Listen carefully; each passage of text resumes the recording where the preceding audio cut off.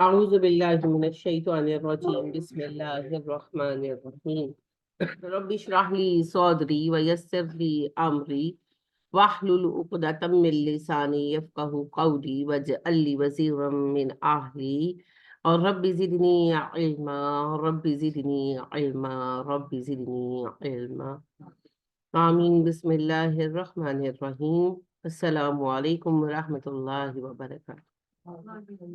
سورہ بقرہ آیت نمبر 116 سے آج ہم آگے بڑھیں گے۔ اللہ فرماتے ہیں وا اور قالو انہوں نے کہا، اتخذا بنا رکھا ہے اللہ نے ولدن اولاد، سبحانہ وہ اس سے پاک ہے۔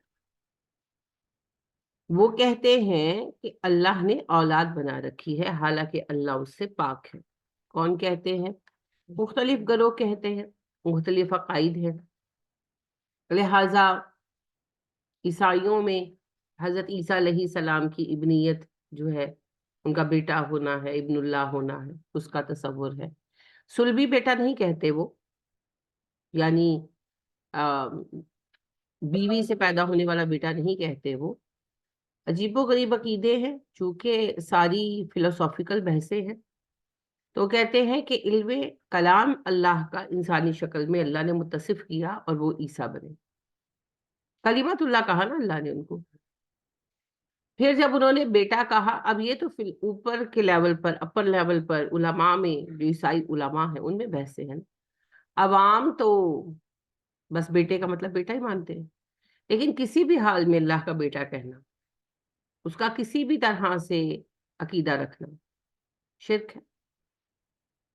پھر آپ دیکھیں کہ یہود کے کچھ گروہ جو ہیں وہ حضرت عزیر کو ابن اللہ کہتے ہیں۔ سب یہود نہیں کہتے، کچھ گروہ، جیسے ہمارا گروہ علی رضی اللہ تعالیٰ عنہ کو شیعوں کا ایک گروہ، سارے شیعہ نہیں، شیعوں کا ایک گروہ جنہیں غالی شیعہ کہا جاتا ہے عموماً، یعنی غلف کرنے والے، شدت پسند، وہ حضرت علی کو خدا کہتے، تو کہتے ہیں علی اور خدا ایک ہی ہے۔ اور یہ فتنہ علی رضی اللہ تعالیٰ عنہ کی زندگی میں ظاہر ہو گیا تھا، اور علی رضی اللہ تعالیٰ عنہ نے اس پر سزائے موت بھی دی، زبانیں بھی کٹوائی، مگر نہیں لوگ باز آئے۔ تو اب ایک محدود گروہ ہے مسلمانوں میں، مگر ہے۔ تو اسی طریقے سے یہود میں بھی ایک گروہ ہے، اور جو مشرک ہے، یعنی کہ مشرک تو یہ لوگ بھی ہیں مگر یہ اہل کتاب مشرک ہے، اور دوسرے وہ جو کفار مشرکین ہیں۔ اللہ نے یہ دو گروہ سورہ بینہ میں واضح کیے ہیں، اہل کتاب مشرک اور کفار مشرک، خواہ وہ کفار ہو یا اہل کتاب ہو۔ تو جو کفار مشرک ہیں، یا جیسے ہندو ہیں، بدھ ہیں، ان لوگوں میں تو بہت سارے رنگ رنگ کے عقیدے بنے ہوئے ہیں، رنگ رنگ کے۔ اس وقت میں کفار مکہ بھی تھے، وہ گروہ تو اب ختم ہو گیا کیونکہ سب مسلمان ہو گئے یا مارے گئے۔ اب بھارت میں آپ دیکھتے ہیں کہ ہندو ہیں، اصل نام تو وید مت ہے لیکن عرف عام میں ہندو مت ہی کہا جاتا ہے، اور جین مت ہے، بدھ مت ہے، اور چھوٹے چھوٹے کئی ادیان ہیں اس طرح کے۔ ان کے اندر آپ دیکھیں کہ مختلف عقیدے ہیں، اور ان عقیدوں کے اندر بہت کچھ جو ہے نا وہ ایڈ کر دیا گیا۔ تو یہ کسی بھی دین میں کسی بھی جگہ پر اللہ کی اولاد ٹھہرانا حرام ہے، شرک ہے نا۔ کفار مکہ خود کو دین ابراہیمی پر کہتے تھے، پر وہ بھی کہتے تھے فرشتے اللہ کی اولادیں ہیں، اور بعض تو کہتے تھے بیٹیاں ہیں، انہیں مونس قرار دیتے تھے۔ تو اللہ نے یہ کوشچن بھی کیا کہ یہ کہتے ہیں فرشتے اللہ کی بیٹیاں ہیں، تو میں نے جب مونس بنایا تھا انہیں تو یہ موجود تھے وہاں پر۔ تو لہٰذا اس طرح کی باتیں ہمیشہ رہی ہیں۔ میں نے جیسا کہ عرض کیا، ہمارا بھی ایک گروہ ایسا ہے جو اس طرح کی باتیں کرتا ہے۔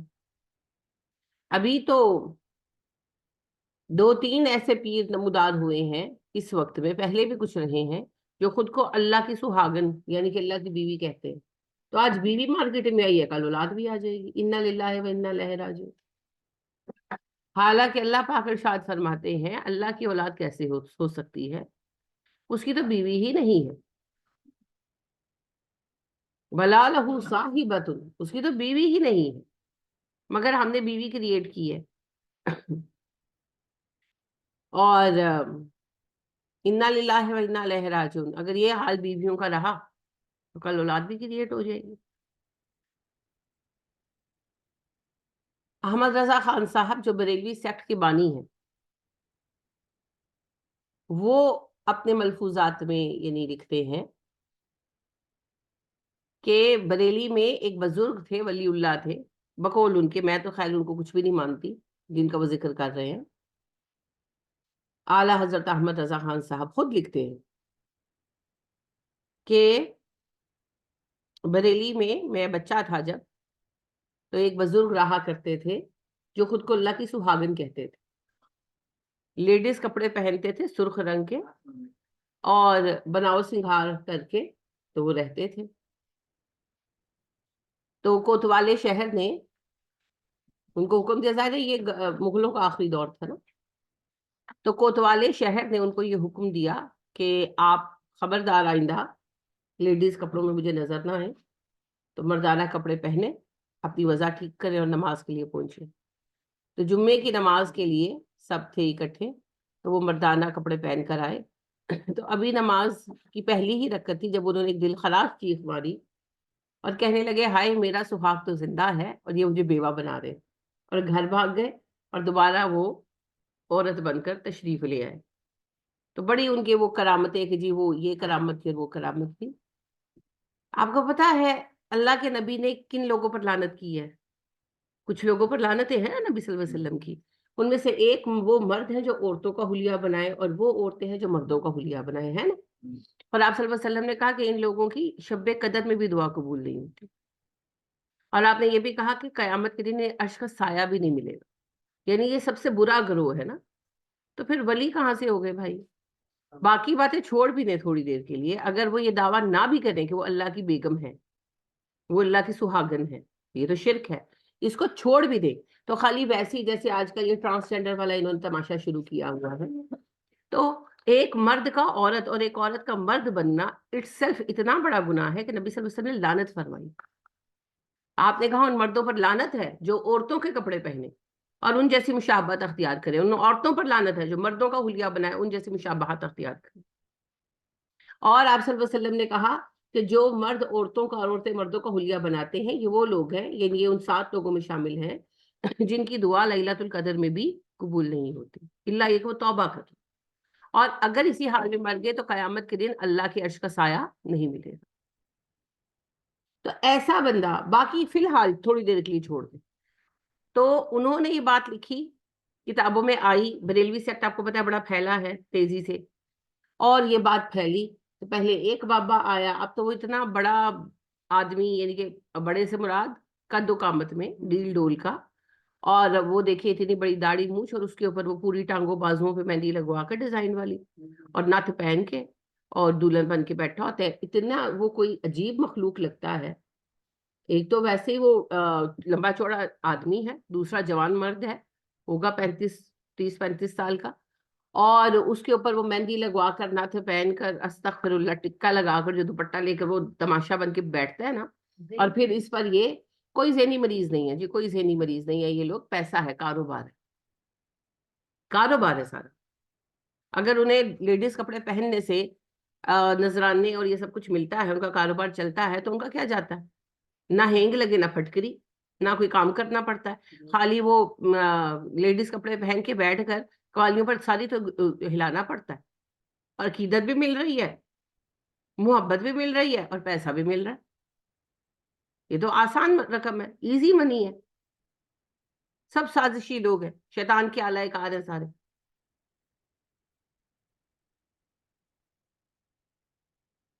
تو اللہ نے تو اولاد نہ ہونے کی دلیل یہ بنائی ہے کہ میری بیوی نہیں ہے.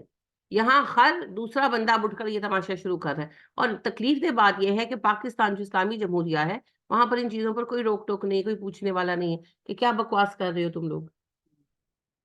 استغفر اللہ، اللہ کو بیوی ہی بنانی ہوتی تو تم جیسے نکمے برچھے بندوں کو بناتا. نہیں، کوئی کوشچن کرنے والا نہیں. سبحان اللہ. جس کا جو دل چاہ رہا ہے وہ گند مچا کر بیٹھا.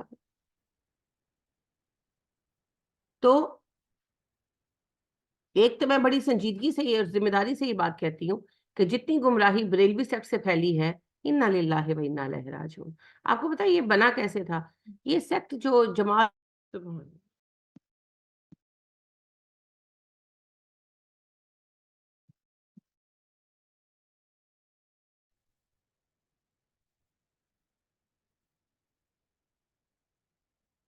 جو دعوت اسلامی کا وجود ہے، جو ہمارے یہاں بریلوی سیکٹ کی نمائندہ جماعت ہے، وہ دعوت اسلامی ہے نا. تو دعوت اسلامی کا وجود کیسے وجود میں آیا؟ یہ آیا جی اس ضد میں کہ جماعت اسلامی کو نیچا دکھایا جائے. جماعت اسلامی مولانا مودودی کی قائم کردہ جماعت تھی جو کہ لوگوں کو قرآن کی طرف بلا رہی تھی، قرآن کی طرف بلا رہی تھی نا، قرآن و حدیث کی طرف. تو اتنی پریشانی ہوئی نام نہاد سنی علماء کو. میں تو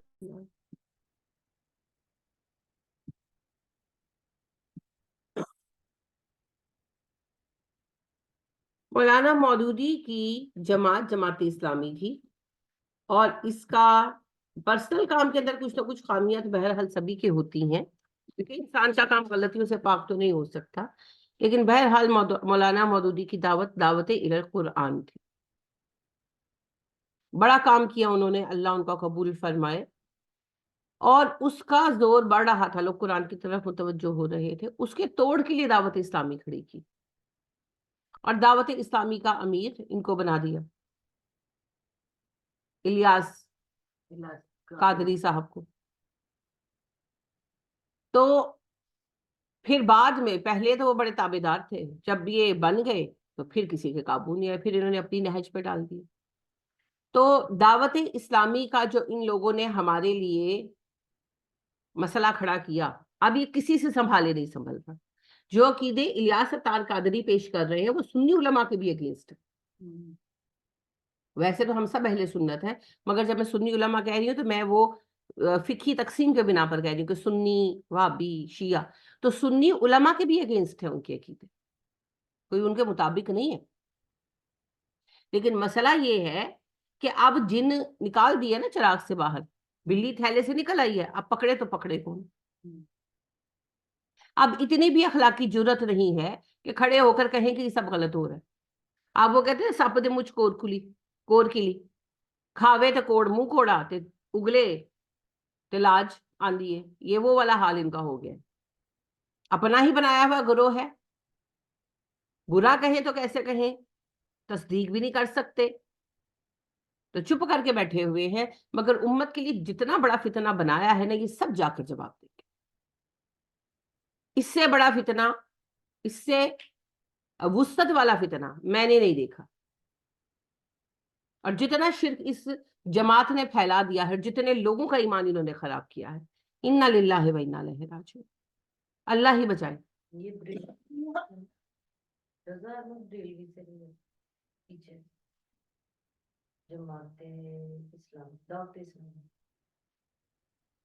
جب آپ نے بات کچھ ویسے پوچھنا ہوگا نا تو بعد میں پوچھا گا، ٹھیک ہے. تو یہ جو ضد ہے نا، ضد بضدی، یہ سارے کام ہوئے، اور یہ دین کے لیے نہیں ہوئے، یہ اپنے اپنے گروہ کے لیے ہوئے بس.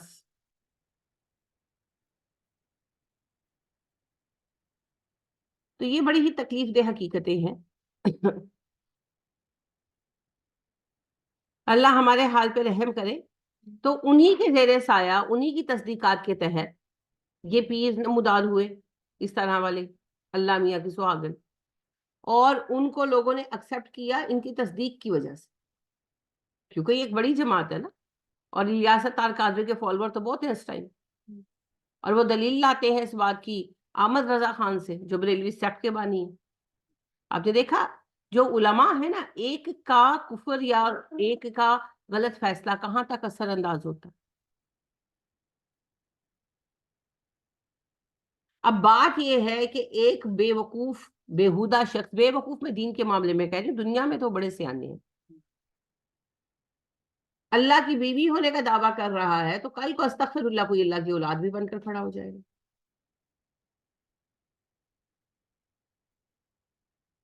تو اللہ کے ساتھ کسی کی کوئی رشتہ داری نہیں.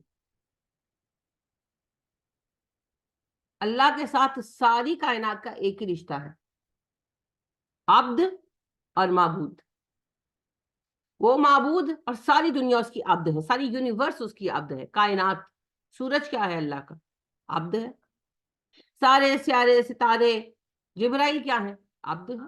سارے ملائکہ، سب انسان، سارے چوپائے، سارے حشرات الارض، ساری یونیورس بھائی، ہر چیز خالق ایک ہے اور باقی سب کیا ہے؟ مخلوق. مختلف نام ہے نا، مختلف صفتیں ہیں. ایک چیز کو پکڑ کر نہیں بیٹھ جانا، دماغ کو استعمال بھی کرنا ہے ساتھ. خالق کے ساتھ رشتہ مخلوق کا ہے. اللہ خالق اور باقی ساری یونیورس کیا ہے؟ مخلوق. اللہ معبود ہے، عبادت کا حق رکھتا ہے ہم سے، اور ساری یونیورس اس کی عبد ہے، اس کی عبادت گزار ہے. ٹھیک ہے؟ ساری یونیورس محکوم ہے اور اللہ حاکم ہے. ایک لفظ ہر جگہ پہ نہیں آ جائے گا نا. اللہ مالک ہے اور ساری یونیورس، ساری کائنات اس کی ملکیت ہے. وہ خود کہتا ہے نا، لہو ما فی السماوات و ما فی الارض، جو آسمان و زمین میں ہے اسی کا ہے. تو وہ مالک ہے، سب اس کی ملکیت ہے. وہ صانع ہے، ہر چیز اس کی صنعت ہے، اس کی بنائی ہوئی. تو اللہ رب کریم کا اور ہمارا رشتہ خالق اور مخلوق کا ہے، عبد اور معبود کا ہے، اور یہی رشتہ ہے بس. باقی نسب کا تعلق اللہ کے ساتھ کسی کا نہیں. کہ ہے نسب کیا ہوتا ہے؟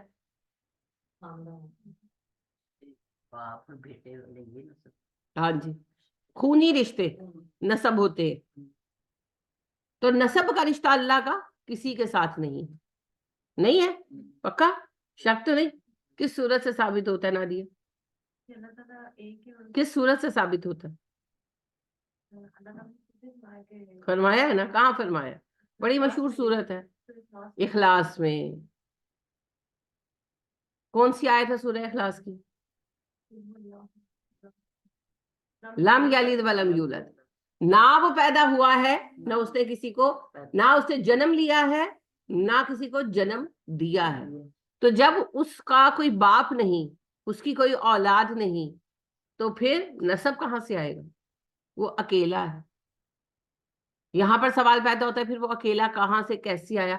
یہی تو رب ہے، یہی تو خالق ہے. وہ اجنما ہے، اسے جنم نہیں لیا. یہی تو فرق. باقی جس نے بھی جنم لیا، جو بھی پیدا ہوا، وہ مخلوق ہے، وہ ایک عبد ہے. ہاں پھر عبدیت کے مقامات ہیں.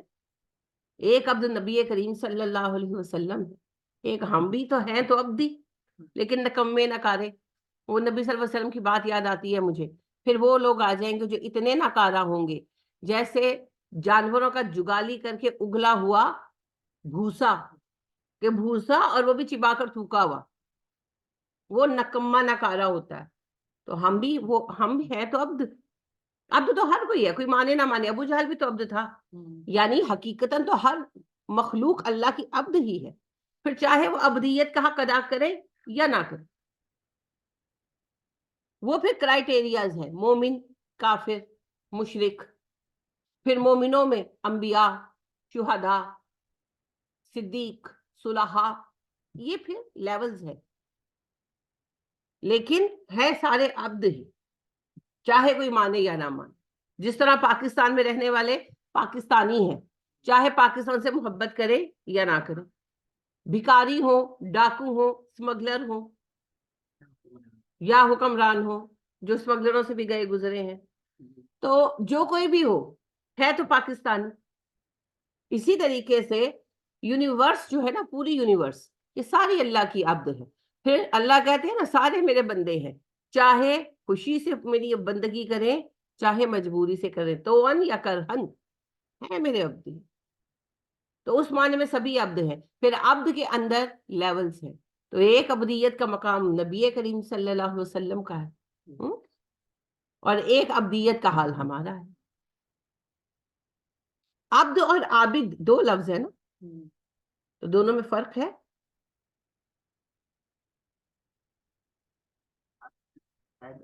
عبد پیدا کرنا, عابد عبادت گزار. جی سوچے, عبد اور عابد کا کیا مطلب ہے, فرق ہے. چپ کر کے نہ بیٹھ جایا کریں, پورے دن میں نے آپ کو خاموش بیٹھ کے تھوڑی دیکھنا ہے. جی آپ بتائیے. عبد یعنی اللہ تعالیٰ کا بندہ, فرما بردار, اور عابد عبادت گزار. یہ تو مطلب ہے نا, یہ تو لٹرل میننگ بتا رہے ہیں نا آپ. فرق ہے ان دونوں میں کہ نہیں ہے؟ عبد کا مطلب بھی بندہ اور عابد کا مطلب بھی بندہ, لیکن عابد کے اندر عبادت کا مفہوم آتا ہے, عبد کے اندر بھی عبادت کا مفہوم ہے. عبد کا مطلب ہے فرما بردار بندہ, عابد کا مطلب ہے عبادت گزار بندہ. ان دونوں میں فرق کیا ہے؟ ہم مانے ہیں کہ فرق ہے فرق, کیا فرق ہے؟ وہ عبادت گزار ہے اور وہ فرما بردار. یہ کیا بات ہوئی, آپ لٹرل میننگ کو دہراتے جا رہے ہیں. کوئی کہنے والی بات ہے تو کہیں. یہ تو لٹرل میننگ ہے نا کہ عبد کا مطلب ہے فرما بردار بندہ اور عابد کا مطلب ہے عبادت گزار بندہ. اب آپ کہیں یہی فرق ہے, یہ کیا بات ہوئی, یہی کیا فرق ہوا؟ عبدیت اور عبادت میں فرق ہے بتائیں. بھائی خالی ہاں کہہ دینے سے تو معاملہ نہیں نا چلے گا. عبدیت اور عبادت الگ ہے کہ ایک ہے؟ ایک ہے. کیسے؟ زبردستی کرے یا نہ کرے, اور زبردستی کی تو بات ہی نہیں ہو رہی نا, زبردستی کا جملہ چھوڑ دے.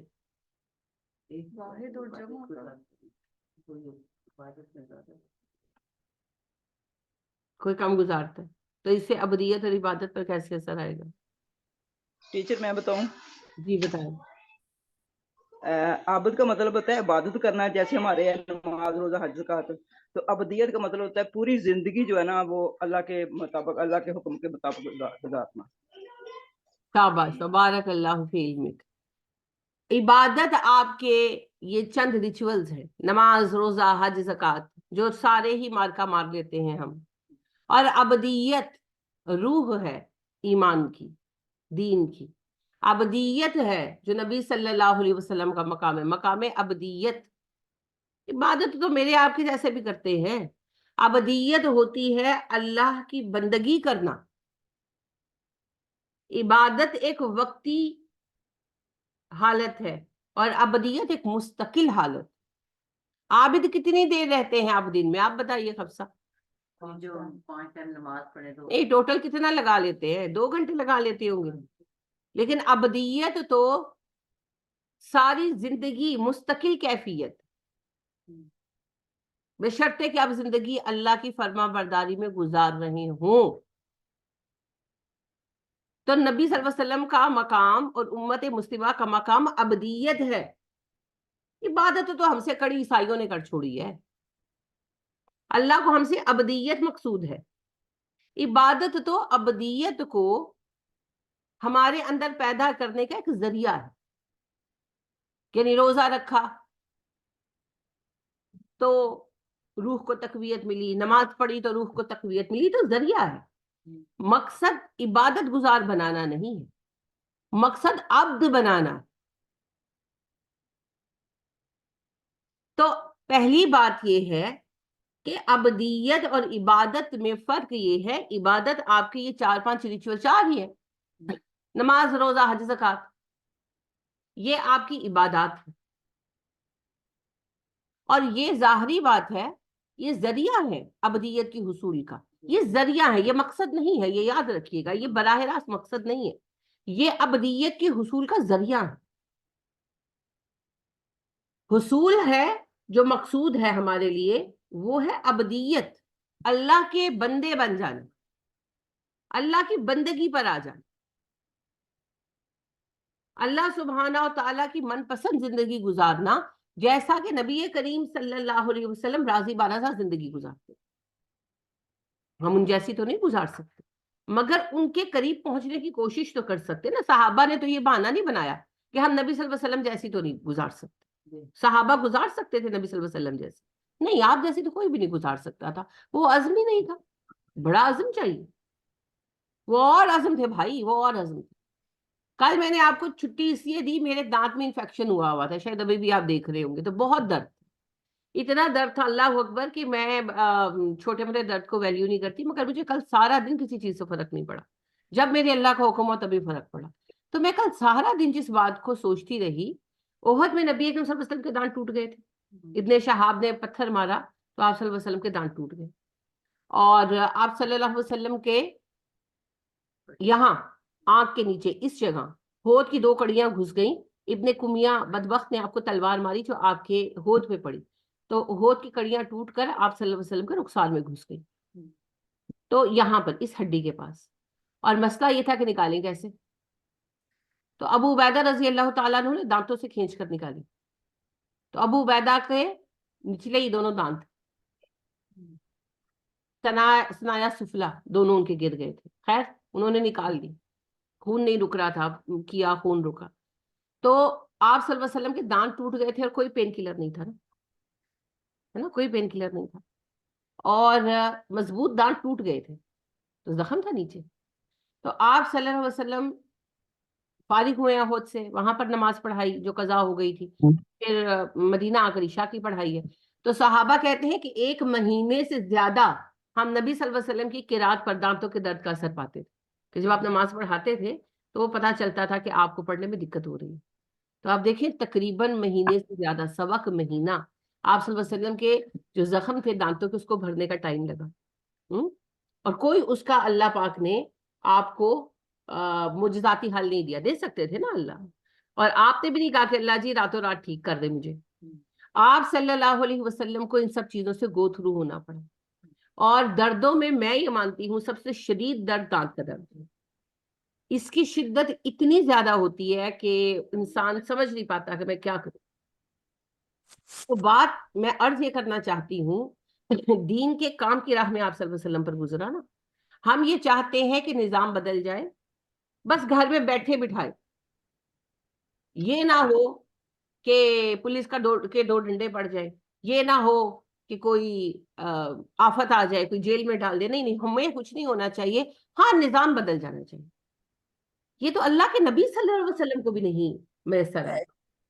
آپ کو بھی دین کی راہ میں نکل کر کام کرنا پڑا، اور اس درجے تک کرنا پڑا کہ آپ صلی اللہ علیہ وسلم کو جنگیں لڑنی پڑی، آپ صلی اللہ علیہ وآلہ وسلم کو تکلیفیں اٹھانی پڑی. اور آپ کے سامنے کئی واقعات ہیں، طائف کا واقعہ ہے، احد کا واقعہ ہے. اور وہی بات میں آپ سے کہہ رہی ہوں کہ کوئی شارٹ کٹ نہیں ہے. آپ صلی اللہ علیہ وسلم کو چوٹ آئی، آپ صلی اللہ علیہ وسلم کا یہ جو زخم تھا، یہ جو آنکھ کے نیچے تھا، یہ بہت گہرا تھا. اور آپ کو پتہ اس وقت کوئی پین کلر نہیں تھی، اس وقت کوئی اینٹی بایوٹک نہیں تھی. کتنے دن چلا ہوگا آپ کی آنکھ میں؟ اب یہ دیکھیں آنکھ کے نیچے ہڈی ہوتی ہے، تو کبھی آنکھ میں کوئی دانہ شانہ نکلا ہے تو کتنا درد ہوتا ہے آئی ساکٹ میں، تو آپ کو کس لیول کا درد ہوگا.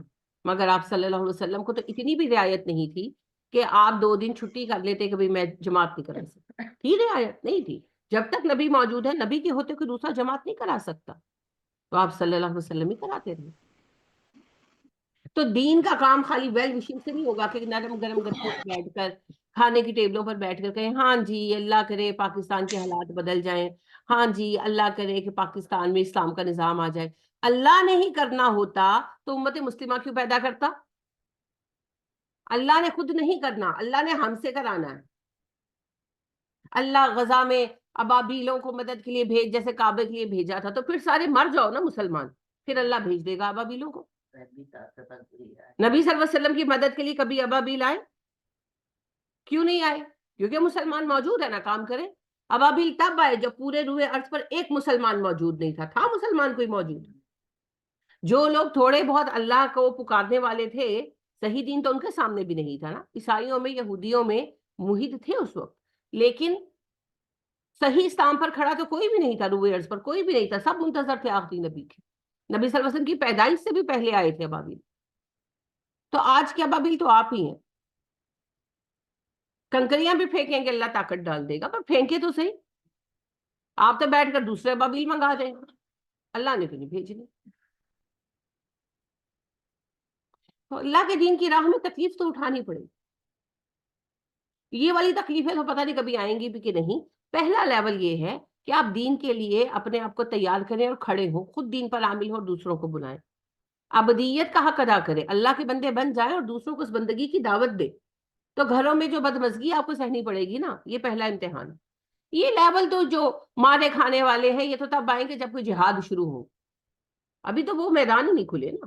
ابھی تو پہلا لیول یہ ہے کہ مجاہدین کی جماعت تیار ہو, لوگوں کو دین کی دعوت دی جائے گھروں کے اندر بیٹھ کر, اور رشتہ داروں کی موڈ جو ہے وہ دیکھے جائے. ہم تو اس کی بھی ہمت نہیں کر پاتے. ہم تو حق بات کو بیان کرنے کی طاقت نہیں رکھتے. ہمیں سب کی ناراضگی کی پرواہ ہے, ایک ہمیں کسی کی ناراضگی کی فکر نہیں ہے تو وہ اللہ.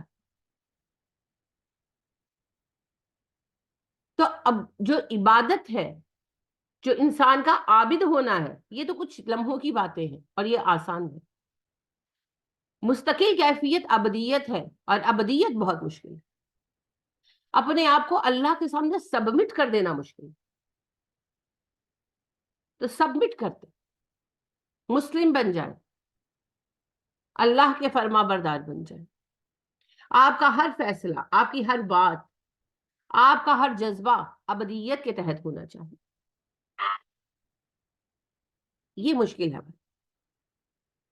اور یہی مقصود ہے.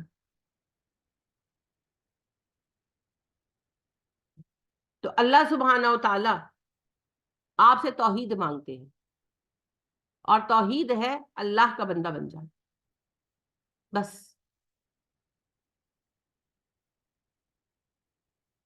صرف اللہ کا بندہ بن جائے.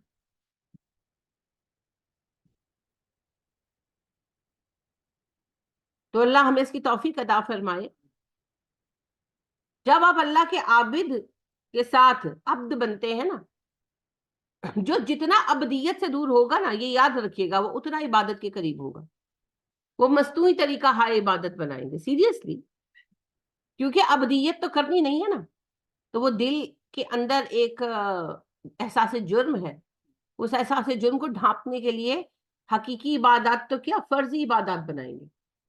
لہٰذا آپ دیکھ لیں, عیسائی بہت مشقت والی عبادتوں پر یقین رکھتے ہیں. کنویں میں الٹے لٹک کر عبادت کرو, بستر میں سوئیاں چبو دو کہ بستر پر لیٹا نہ جائے. ہاں سیریسلی, نہانا نہیں ہے. کوئی ان کے سینٹ جو ہے وہ قسم اٹھا لیتے تھے میں کبھی نہاؤں گا نہیں.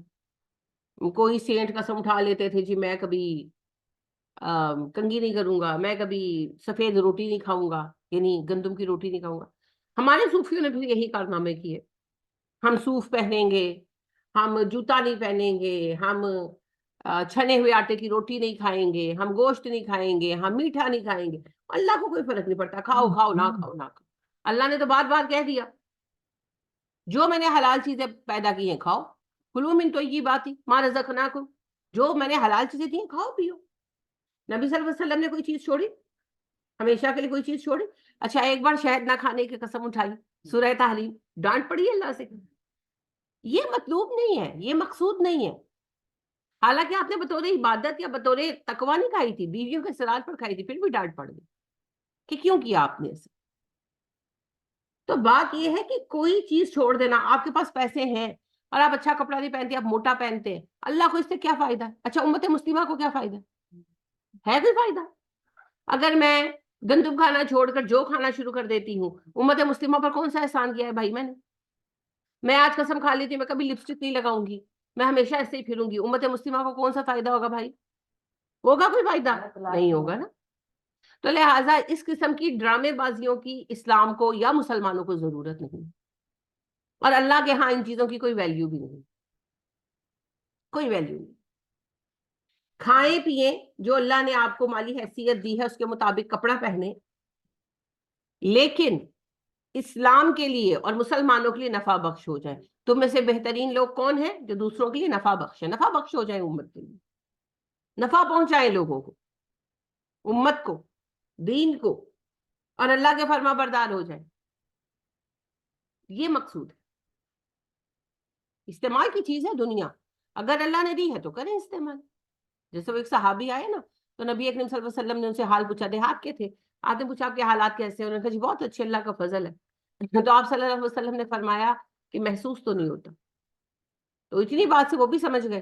خیر وہ دوبارہ جب آئے تو آتے تھے مہینے 10 مہینے 1.5 مہینے میں ایک آدھ دفعہ چکر لگاتے تھے مدینہ کا۔ تو آئے تو انہوں نے اچھے کپڑے پہن رکھے تھے، تیار نہیں ہو کر آئے تھے۔ تو آپ خوش ہوئے، آپ نے کہا اللہ یہ پسند فرماتے ہیں کہ اللہ اپنے بندے پر اپنی نعمتوں کا اثر دیکھے، کہ اللہ نے سب کچھ دیا ہوا ہے تو فقیرہ پھرنا۔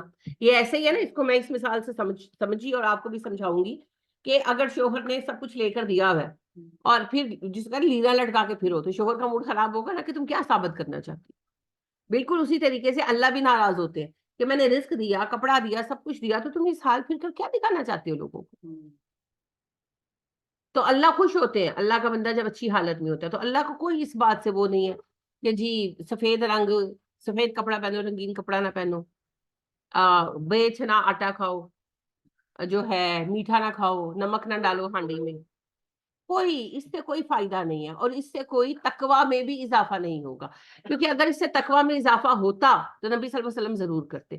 تقوی میں اضافہ کرنا ہے، تہجد کے لیے اٹھنا شروع کر دیں۔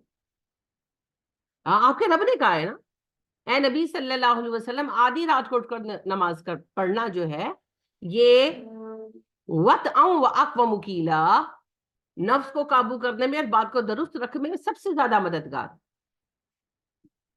تو لہٰذا اٹھیں، تہجد ادا کریں، تقوی بڑھے گا، بہت بڑھے گا۔ اس کے بعد روزے رکھنا شروع کر دیں، سب کچھ کھائیں مگر روزے رکھیں۔ وہ نہیں کرنا، الٹے سیدھے طریقے نکالنے۔ تو لہٰذا آپ دیکھیں ہندوؤں میں بھی، اور پھر جیسا میں نے کہا ہمارے صوفیوں میں، اور سب سے زیادہ رنگ برنگی عبادات کے طریقے آپ کو آج بریلویوں میں ملیں گے۔ فقہی سیکٹس میں اگر آپ دیکھیں نا، صوفیوں کے علاوہ تو ان میں ملیں گے آپ کو عجیب عجیب طریقے ملیں گے۔ آسمان کے نیچے سنگے سر کھڑے ہو کر فلانا اللہ کا اسم اتنی بار ایک ٹانگ پر پڑھ لو، سیریسلی آپ کے مسئلے حل ہو جائیں گے۔ اللہ کو ایسا کچھ مقصود نہیں ہے ہم سے، کچھ مقصود نہیں ہے۔ ہمارے نبی صلی اللہ علیہ وسلم نے ہمیں یہ طریقے نہیں سکھائے۔ تو جتنا ابدیت سے دور ہوں گے نا اتنا مصنوعی عبادات میں مشغول ہوتے جائیں گے، اور جتنا آپ ابدیت کے قریب ہوں گے آپ تو پریکٹیکل ہوتے جائیں گے۔ فالتو ٹائم ہے ہی نہیں، ہے نا؟ کہاں سے بیٹھ کر 1.25 دفعہ آیت کریمہ پڑھیں بھائی؟ چلتے پھرتے بس اللہ سے عرض کر دیں گے، 2 رکعت نماز پڑھ لیں گے۔ ہمارے نبی صلی اللہ علیہ وسلم تو یہی کرتے تھے، جب پریشانی آتی تھی کیا کرتے تھے؟ 2 رکعت نفل حاجت پڑھتے تھے، ہے نا، اور پھر اللہ کے سپرد کر کے کام میں لگ جاتے تھے۔ یا کہ ایسا ہوا کہ بدر کی طلوع آئی تو آپ نے کہا بھئی بیٹھ جاؤ، سارے 1.25 دفعہ آیت کریمہ پڑھو، یا احد کی طلوع یا خندق کی طلوع کیا نہیں، پریشانی کی طلوع سب سے پہلے 2 رکعت نفل پڑھ کے اللہ سے مدد مانگی، پھر صحابہ کو اکٹھا کیا، ہاں بھئی اب یہ صورتحال ہے، بتاؤ کیا کریں۔ خندق کھودتے ہیں اللہ کے نبی صلی اللہ علیہ وسلم، اوکے ڈن، پسند آ گئی ہے رائے، اب خود بھی ساتھ مل کر خندق کھود رہے ہیں، ہے نا؟ یہ ہے ابدیت، یہ ہے ابدیت۔ اور جتنا ابدیت سے ہم دور ہوتے ہیں اتنا پھر ہم مصنوعی عبادتوں میں لگ جاتے ہیں۔ لہذا شبستان رضا میں آپ کو کئی عمل ملیں گے غیبی مدد کے حصول کے، اور ان میں بلا مبالغہ، میرے پاس ابھی بھی پڑھی، آپ چاہیں تو چیک کر لیں، وہ عمل میں یہ لکھا ہے کہ آپ پڑھ کر سوئے تو صبح اٹھیں تو تکیے کے نیچے پیسے ملیں گے۔ جب میں چھوٹی تھی میں نے کافی پڑھے بھی لیکن کبھی نہیں ملے نہیں واقعی اس میں کئی ایسے عمل ہیں کہ آپ یہ پڑھ کر سوئیں تو آپ کو تکیے کے نیچے پیسے ملیں گے، یا آپ اپنے بیگ پر پھونک دیں تو بیگ میں پیسے ملیں گے۔ تو میں چھوٹی تھی، کافی چھوٹی تھی، I was very young at that time, 10-12 سال کی۔ تو سورہ اخلاص کا ایک تھا تو وہ میں نے نا شوق میں پڑھنا شروع کر دیا، 2-4 دن پڑھا، کوئی پیسے ویسے نہیں ملے ہی نہیں، لیکن اس وقت بچپنا تھا۔ میں آپ سے کہنا یہ چاہتی ہوں یہ والی باتیں، مصنوعی عبادات کی باتیں تب آتی ہیں جب انسان مقام ابدیت سے ہٹ جاتا ہے۔ لہٰذا اسلام میں گنی چنی عبادتیں کہ نہیں، کون کون سی عبادت ہے اسلام میں؟ نمبر 1 نماز، روزہ، بس بات ختم۔ نماز، روزہ، حج، زکوٰۃ اس طرح فزیکل عبادت تو نہیں، تو مالی عبادت ہے۔ نماز، روزہ، حج اور قرآن کا پڑھنا، بس اس کے بعد کیا کریں گے آپ؟ اذکار ہیں وہ تو چلتے پھرتے کرنے۔ کوئی اللہ نے بتایا، نبی صلی اللہ علیہ وسلم کی کوئی مثال ہے کہ اس کو 1,00,000 دفعہ پڑھو، اس کو 5,000 دفعہ پڑھو؟ اس کو 12,000 دفعہ پڑھو. کچھ اذکار ہے, چلتے پھرتے کریں. نبی صلی اللہ علیہ وسلم اذکار جب کرتے تھے چلتے پھرتے کرتے تھے نا. نماز کے بعد کی چند دعائیں ہیں. تو نماز, روزہ, حج, قرآن اور ذکر, بس. باقی سب کچھ کہاں سے آ گیا؟ ابدیت کو چھوڑ کر مصنوعی عبادات بنائی گئی. تو اللہ کے بندے بننا. اور جب ہم ابدیت سے ہٹتے ہیں تو پھر یہ ساری اللہ کی بیویاں بھی نمودار ہوتی ہیں, معاذ اللہ, اللہ کی سہاگنیں, استغفر اللہ. اور پھر جا رہے سہاگن ہوئے گی تو کدھروں نہ کدھروں تو کوئی اولاد آئے گی نا, پھر کری نہ کری. استغفر اللہ. راستے ہیں نا شرک کے. تو لہٰذا اللہ کی کوئی اولاد نہیں. اور اللہ خود کہتے ہیں اس کی اولاد کیسے ہوتی ہے, اس کی اولاد کیسے ہو سکتی ہے. وَلَا تَكُن لَهُ صَاحِبَةٌ, اس کی تو بیوی نہیں ہے. مگر ہم اسلامی جمہوریہ پاکستان میں بیٹھ کر اللہ کی ایک سے زائد سہاگنے بنا کر بیٹھے ہوئے ہیں. اور اللہ کی عظمت کا حال یہ ہے کہ پھر بھی اللہ ہمیں رزق دیتا ہے. یہ اس کا احسان ہے, یہ اس کا صبر ہے. بلکہ لہو ما فی السماوات والارض, جو ہے آسمان و زمین میں اسی کا ہے. ابھی میں نے آپ سے کیا کہا؟ وہ حاکم, ہم محکوم. وہ مالک, ہم ملکیت. رشتہ ہی یہ ہے جی. ایک بار ازیوم تو کرے, سوچیں تو صحیح, ہمیں اس نے بنایا ہے, ہم اس کے ہاتھ کی تخلیق ہے, ہم اس کے حرف کن کی پیدائش ہے. ہمارا اللہ کا یہی ایک رشتہ ہے. وہ خالق ہے, ہم مخلوق ہیں. سب کل لہ قانتون, سب کے سب اس کے فرما بردار ہیں. کون سب؟ ہم تو نہیں ہیں. ہم تو اس عظیم الشان یونیورس کا بہت چھوٹا سا حصہ ہے. یہ پوری یونیورس اس کی فرما بردار ہے. اس پوری یونیورس میں اتنی عظیم الشان یونیورس ہے. اس یونیورس میں 1.25 ارب کے قریب جو ہے کہکشائیں ایسٹیمیٹ کی گئی ہیں. ان کہکشاؤں میں سے ہماری ایک کہکشاں ہے. اس کہکشاں کے اندر اربوں کے حساب سے جو ہے سولر سسٹم ہے, جن میں سے ہمارا چھوٹا سا سولر سسٹم. اور اس سولر سسٹم میں اتنے سیاروں کے اندر ہمارا چھوٹا سا سیارہ ہے زمین, جس پر ہم بیٹھے. اور اس زمین کو ہم کتنا بڑا سمجھتے ہیں نا. اب آپ سوچیں اس کائنات کے سامنے ہماری حیثیت کیا ہے. جیسے صحرا میں ریت کا ایک ذرہ ہوتا ہے نا, وہ معاملہ ہے ہمارا اس یونیورس کے اگینسٹ. تو ہمارے ماننے نہ ماننے سے کیا فرق پڑتا؟ وہ تو رب ہے, میں مانوں یا نہ مانوں وہ رب ہی رہے گا. یہ پوری عظیم الشان یونیورس اس کی فرما بردار ہے. صرف چند سرکش نادان انسان یہ سمجھتے ہیں کہ ہم اللہ کے حکم سے آزاد, تو وہ اللہ کو کوئی فرق نہیں پڑنے والا. ساری یونیورس اس کی فرما بردار ہے جی. لہٰذا جب حضرت ابراہیم علیہ السلام نے کہا تھا نا نمرود سے, میرا خدا سورج مشرق سے نکالتا ہے, تو رب ہے, چلا ایک دفعہ مغرب سے نکال دے. اب سورج کو کون بنائے؟ وہ تو صرف اس کی سنتا ہے. ہاں, آپ کے بابا جی ملتان میں بلا سکتے ہیں سورج کو بوٹی بنوانے کے لیے. اور اس سائنس کو کوئی مجھے سمجھا دے کہ جس ہاتھ میں بوٹی تھی وہ ہاتھ کیسے بچ گیا. آپ کے بابا جی سورج لوٹا بھی سکتے ہیں, سورج کو حکم دے کے روک بھی سکتے ہیں کہ ہم لوگوں نے دریا پار کرنا ہے. فلانے حضرت صاحب جو تھے انہوں نے دریا پار کرنا تھا, نہر پار کرنی تھی یا دریا پار کرنا تھا, تو ساتھیوں کے ساتھ سفر پر تھے. ساتھیوں نے کہا کہ حضرت عصر کی نماز چھوٹ جائے گی, عصر کی نماز پڑھ کے پار چلتے ہیں. تو انہوں نے سورج کو کہا تو سٹے کر, اور پار کر کے وہ پہنچ گئے اور سورج وہیں پر تھا. میں نے کہا گل دسو, اتنے نماز پڑھ کے جان دیا کیڑی موت پیندی سی. اور کوئی اللہ, جیسے میں آپ کی ٹیچر ہوں, ہم کلاس میں ہیں, کہیں ہم کہتے ہیں فلان ساتھی بیمار ہے اس کی عیادت کرنے جاتے ہیں اور نماز کا وقت ہے, تو بینگ اے ٹیچر میرا ذمہ نہیں کہ میں آپ کو کہوں پہلے نماز پڑھو پھر جاتے ہیں. تو نماز کی فکر کرنی چاہیے, یا سورج کو کہنا جی تو کھلو جا. اور سورج سوائے اللہ کے کسی کا پابند نہیں. اور جب یہ کہانیوں پر ہم کہتے ہیں, کوئی بھی عقل مند انسان کہتا ہے کہ شرک ہے, تو کہتے ہیں اچھا تم بتوں کی آیتیں ہمارے ولیوں پہ لگاتے ہو. نہیں نہیں، آپ نے وہ کہانیاں جو بتوں کے لیے گڑی گئی تھیں ولیوں پر چسپاں کر، اور ایسی ہر کہانی شرک ہے، کیونکہ سورج اللہ کے سوا کسی کے حکم کا پابند نہیں.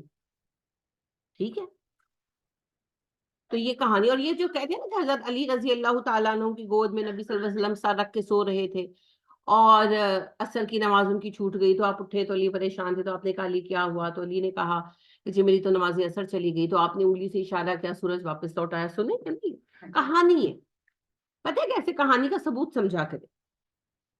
عصر کی نماز کا وقت تھا، نبی صلی اللہ علیہ وسلم نے نہیں پڑھنی تھی. اچھا پڑھنی تو چھوڑ ہی دے، آپ نے جماعت نہیں کرانی تھی. مسجد نبوی میں جب تک آپ بے ہوشی میں نہیں رہنے لگے کسی اور نے جماعت کرائی ہے؟ نبی کے ہوتے کوئی اور جماعت کرا سکتا ہے؟ اور اگر جماعت قضا ہو جائے تو پوچھ کس کی ہونی ہے؟ نبی کی. تو نبی صلی اللہ علیہ وسلم جماعت کے وقت سوئے رہیں گے؟ کیا علی اٹھا نہیں دیں گے؟ اٹھائیں گے کہ نہیں اٹھائیں گے؟ اگر نبی صلی اللہ علیہ وسلم سو رہے ہیں اور عصر کا وقت ہو گیا ہے تو کیا علی نہیں اٹھائیں گے؟ اٹھائیں گے. تو کہانی ہے کہ نہیں ہے؟ کہانی ہے، بس دماغ کو استعمال کیا کرے. آج کا مسلمان حج حرام ہے، نماز پڑھنی، بس یہی اس طرح کی کہانی بنانی. مسلمانوں کو ان کہانیوں نے بہت حد تک حد حرام کیا. اگر نماز کا وقت ہو جائے گا اور نبی صلی اللہ علیہ وسلم سو رہے ہوں گے تو نبی صلی اللہ علیہ وسلم کو صحابہ جگا دیں گے، اور اگر کوئی صحابی سو رہا ہوگا تو اسے نبی صلی اللہ علیہ وسلم جگا دیں گے. وہ یہ نہیں کہیں گے کہ جی سوئے رہے. سب بےہودہ باتیں ہیں، جھوٹ ہے. یہ کوئی حدیث نہیں ہے، یہ کوئی واقعہ نہیں. ٹھیک ہے، بہت ساری کہانیاں ہیں جی، بہت ساری کہانیاں. کہانیوں کو سمجھنے کے لیے دماغ یوز کیا کرے. اللہ نے آپ کو عقل مند بنایا ہے. یاد رکھنا، بندے پیچھے بندہ تیوزا حال مندہ. تو بندے کے پیچھے نہیں لگنا. Use your brain. اللہ نے آپ کو عاقل بنایا ہے، بنایا ہے نا. بھیڑ چال کس کو کہتے ہیں؟ محاورہ ہے نا. بھیڑیں جو ہوتی ہیں نا یہ اپنی دھن میں چلتی رہتی ہے ادھر. بکری نہیں ایسے کرتی. بکری سجے کھبے دائیں بائیں دیکھتی ہے. ایک بھینس اور ایک بھیڑ یہ چلتی جاتی ہے مست مولا. انہوں نے نہیں دیکھنا. اچھا ایک بھیڑ گر گئی نا، انہوں نے رکنا نہیں، انہوں نے چلے جانا. دوسری گرے گی، تیسری. وہ کسی کو عقل نہیں آتی کہ رک جائے. چرواہا ہی روکے گا تو روکے گا. بکری میں یہ چیز نہیں ہے. ٹھیک ہے، بکری منمانی کرتی ہے، بکری عقل بھی یوز کرتی ہے. بھیڑ نے نہیں کرنی. پاوے سارا گلہ ہی ڈگ پوے، انہوں نے چلی جانا.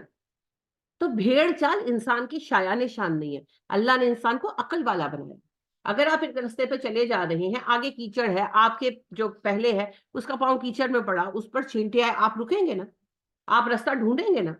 تو بھائی اگر ایک بندہ ایک بات کہہ رہا ہے اس کو سوچے، غور کرے. حضرت سلیمان علیہ السلام کا واقعہ جو سورہ سبا میں آتا ہے، اللہ بیان کرتے ہیں کہ سلیمان علیہ السلام کی وفات کا جنوں کو پتہ نہیں چلا جب تک کہ سلیمان گر نہیں پڑے، ان کی باڈی گر نہیں پڑی، ان کا جسد اقدس گر نہیں پڑا. اگر جنوں کے پاس علم غیب ہوتا تو وہ جان لیتے اور مشقت نہ کرتے. کہا نا اللہ نے. اچھا علم غیب کو تو ہم نے وہی چھوڑ دیا. وہ تو ہم ابھی بھی جس پر جن آتے ہیں نا، آتے ہیں یا وہ کہتا ہے آتے ہیں، چوکیاں دلاتے ہیں، ہم ان سے جا کر ابھی بھی غیب پوچھتے ہیں. وہ غیب کے عقیدے کو تو ہم نے درست نہیں کیا، لیکن ہم نے یہ کہانی بنا لی کہ 1 سال سلیمان علیہ السلام وہاں پر کھڑے رہے مرے ہوئے. ہے نا یہ مشہور. اب مجھے ایک بات بتائیں، 1 سال سلیمان کھڑے رہے علیہ السلام. اللہ نے یہ تو کہا کہ کھڑے رہے، مگر اللہ نے تو ٹائم نہیں بتایا. اچھا 1 سال کھڑے رہے، 1 سال کھڑے رہے، گھر والوں نے کھانے کے لیے نہیں بلایا. 1 سال کھڑے رہے، ان کو نیند نہیں آئی. 1 سال کھڑے رہے، ان کو اپنی بیوی کے پاس، بچوں کے پاس گھر نہیں جانا تھا. اور سب سے بڑی بات، وہ نبی تھے نا، مسجد اقصی میں کھڑے تھے نا، انہوں نے نماز نہیں پڑھانی تھی. ان کو نماز کے لیے بھی کسی نے نہیں بلایا. وہ کیسے 1 سال کھڑے رہے؟ یہ وقفہ 2 نمازوں کے مابین کا تھا جی.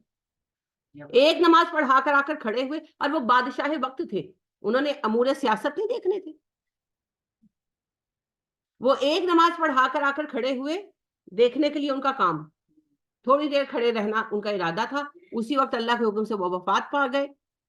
اور جب تھوڑی دیر میں ان کا عصا ٹوٹنے سے وہ گرے، جب ان کا پورا وزن پڑا تو 1-1.5 منٹ میں جو عصا ٹوٹا اور آپ علیہ السلام گرے تو جنوں کو پتا چلا. یہ ایک نماز سے دوسری نماز کے درمیان کا گیپ تھا بس. کہانیاں. سب سے اہم بات یہ ہے کہ نبی نماز نہیں چھوڑ سکتے، کبھی نہیں چھوڑ، اور جماعت کی ذمہ داری چھوڑیں گے. تو یہ سورج گھمانے کی کہانی یہ نبی صلی اللہ علیہ وسلم سے منسوب کر کے پھر اس کے بعد سارے ولیوں کے لیے انہوں نے اجازت رکھ دی ہے کہ وہ جی دن نکالتے ہو رات. بلکہ تذکرہ غوثیہ میں وہ لکھتے ہیں اس کے مصنف کہ جی عبد القادر جیلانی الہ رحمہ سے ملنے کے لیے فلانے فلانے صاحب آئے، تو انہوں نے دیکھا کہ بڑا خوبصورت آدمی ہے، اس کا چہرہ بڑا چمک رہا ہے، تو وہ نکل کر گیا. تو انہوں نے کہا یہ کون تھے؟ میں جانتا نہیں ہوں، بڑے خوبصورت آدمی تھے. تو کہنے لگے یہ شوال کا چاند تھا، یہ پوچھنے آیا تھا کہ کل نکلوں کہ پرسوں نکلوں، لپیٹ ہی جاؤ. اور وہ کہتے ہیں کوئی، اور انہوں نے کہا کہ کوئی ہفتہ، کوئی دن، کوئی سال طلوع نہیں ہوتا مگر وہ مجھ سے اجازت مانگتا ہے کہ میں طلوع ہوں کہ نہیں. تو پھر مجھے بتائیں شرک کیا ہے؟ اگر یہ شرک نہیں ہے تو شرک کیا ہے؟ اور عبد القادر جیلانی علیہ رحمہ کے متعلق تو خیر میں حسن ظن رکھتی ہوں کہ انہوں نے تو ایسی باتیں نہیں کی، کیونکہ وہ بہت محیط آدمی تھے. لیکن بعد والوں نے کہانیاں بنائی، اور مجھے حیرت ان پر ہوتی ہے جو ان کہانیوں پر بلیو کرتے ہیں. اپنی عقل استعمال کریں. آپ کا رب فرما رہا ہے، اور قرآن میں بار بار آپ کا رب یہ بات فرماتا ہے لہو ما فی السماوات و ما فی الارض کل لہو قانتون. سب اسی کی ملکیت ہے، آسمان و زمین میں جو بھی ہے سب اس کے فرما بردار ہے. بدیع السماوات والارض، آسمان و زمین کا موجد ہے. بدع ہوتا ہے نئی چیز، بدعہ کا لفظ اسی سے ہے، بدعتن کا جو لفظ آپ کہتے ہیں نا بدعہ ہے، بدعہ ہے، وہ یہی ہے، انوکھی نئی چیز ڈیزائن کرنی. تو بدیع نئی چیز بنانے والا اللہ آسمان و زمین کا انوینٹر ہے، موجد ہے. وَإِذَا قَضَىٰ أَمْرًا، جب وہ کسی کام کے کرنے کا فیصلہ کرتا ہے فَإِنَّمَا يَقُولُ لَهُ، تو اس کام سے کہتا ہے کن ہو جا، فَيَكُونُ، وہ ہو جاتا. اسی بات کو میں نے آپ سے عرض کیا تھا، ہم تو اس کے کن کا فیاکون ہے، ہم تو کہ اس کے حرف کن کی پیدائش ہے، اور ہماری حقیقت کیا ہے. تو اللہ جس کام کا کہتا ہے ہو جا وہ ہو جاتا ہے، اسے زحمت کر کے کام کرنا نہیں پڑتا، وہ مالک ہے. یہ تو آدم کا آزاد تھا کہ اللہ نے ان کا مجسمہ اپنے ہاتھ سے بنایا. آدم علیہ السلام کا مجسمہ اللہ نے اپنے دستے اقدس سے بنایا. یہ قرآن کا اپنا بیان. تو یہ اس وجہ سے نہیں کہ بن نہیں سکتا تھا، وہ تو اللہ کا کن ہوتا تو سب ہو جاتا، لیکن یہ آزاد ہے آدم. وَقَالَ الَّذِينَ، کہا ان لوگوں نے، لا يَعْلَمُونَ، جو کوئی علم نہیں رکھتے، لَوْلَا يُكَلِّمُنَا اللَّهُ، اللہ خود ہم سے بات کیوں نہیں کرتا، او تَأْتِينَ آیَةٌ، یا اس کی کوئی نشانی، کوئی معجزہ ہمارے پاس کیوں نہیں آ جاتا. کفار مکہ کہتے تھے کہ اگر اللہ کو کچھ کہنا تھا تو تمہیں واسطہ کیوں بنایا محمد صلی اللہ علیہ وسلم، براہ راست ہم سے بات کر لیتا، اور اگر تمہیں نبی بنایا تھا تو کوئی معجزہ دیتا. كَذَلِكَ قَالَ الَّذِينَ مِن قَبْلِهِم مِثْلَ قَوْلِهِمْ، ان سے پہلے لوگوں نے بھی اسی طرح کی باتیں کی ہوئی. یعنی اللہ کہتے ہیں نئی بات نہیں ہے، ان سے پہلے لوگوں نے بھی ایسے ہی باتیں کی ہیں. کون سے پہلے لوگ؟ ہر امت کے. وہ نوح علیہ السلام کی امت ہو، وہ صالح علیہ السلام کی امت ہو، وہ ہود علیہ السلام کی امت ہو، ہر امت کے اپنے نبی پر یہی اعتراضات گڑے ہیں. یہ کوئی نئی بات نہیں. تشابہت قلوبہم، ان کے دل ایک جیسے ہیں، یعنی کہ کفر کی وجہ سے دلوں کی حالت یکساں ہے. قد بے شک بینا، ہم نے صاف صاف بیان کر دی، الآیات، نشانیاں، لقوم یوقنون، یقین رکھنے والوں کے. ہم نے ان لوگوں کے لیے جو یقین کرتے ہیں نشانیاں واضح ہیں. یعنی اللہ کہہ رہے ہیں کہ کسی معجزے کی ضرورت نہیں ہے، اگر ایمان لانا چاہتے ہو تو قرآن کا. میں آپ سے بارہا عرض کر چکی ہوں، معجزوں سے ایمان نہیں آتا، ایمان وحی سے آتا ہے. اسی لیے آپ دیکھیے حضرت موسیٰ علیہ السلام کے کتنے معجزات ہیں نا، ید بیضا ہے، عصا ہے. پھر آپ دیکھیں کہ مصر میں جو مسلسل عذاب آئے، پورے مصر میں خشک سالی، پھر پورے مصر میں سیلاب، پھر ٹڈیوں کا عذاب، پھر مینڈکوں کا عذاب، جوؤں کا عذاب، خون کا عذاب. پھر سمندر پار کرتے ہوئے سمندر کے پھٹنے کا معجزہ پیش آیا. اس کے فوراً بعد بنی اسرائیل جب پار ہو کر اترے ہیں تو حضرت موسیٰ سے کیا کہا؟ ہمارے لیے ایک بت بنا دو جسے ہم اپنی علامت مقرر کر کے عبادت کریں. حضرت موسیٰ نے ڈانٹا اور کوہ طور پر چلے گئے، تو پیچھے سے کیا کیا؟ خدا بنا لیا نا اپنے لیے. تو ہدایت. اور پھر موسیٰ علیہ السلام آئے ہیں، پھر موسیٰ علیہ السلام نے ان کو ڈانٹا ڈپٹا، پھر اس کے بعد 70 علماء کو لے کر آپ گئے، ان کو اللہ نے مارا، زندہ کیا، وہ واپس آئے. پھر اس کے بعد انہوں نے توریت کا انکار کیا، پھر ان پر کوہ طور اللہ نے ہوا میں بلند کر دیا، پورا رینج تھا وہ، یہ بھی انہوں نے اپنی آنکھوں سے دیکھا، پھر بھی ایمان نہیں لائے. اللہ خود کہتے ہیں وقالوا سمیعنا وعصینا، انہوں نے کہا ہم نے سن تو لیا، ہم نافرمان رہیں گے. تو کیوں ہوا یہ سب؟ کیونکہ وہی پر ایمان نہیں تھا، معجزوں کے پیچھے تھے. اور سلیمان علیہ السلام کے وقت میں بھی یہ معجزوں کے پیچھے لگ گئے، اور معجزوں کو سلیمان علیہ السلام کا جادو مان کر جادو کے مختلف طریقے ڈھونڈنے لگے. اور عیسیٰ علیہ السلام کو کتنے معجزے ملے، لیکن انہوں نے ان کی وحی کو دل سے چند لوگوں کے سوا جو ان کے صحابہ تھے، اکثریت نے قبول نہیں کیا نا. نبی کریم صلی اللہ علیہ وسلم اور باقی نبیوں کو بھی ہر کسی کو معجزے نہیں ملتے. اللہ نے آزمائش بنایا بنی اسرائیل کے لیے، اس کے اپنی وجوہات تھے.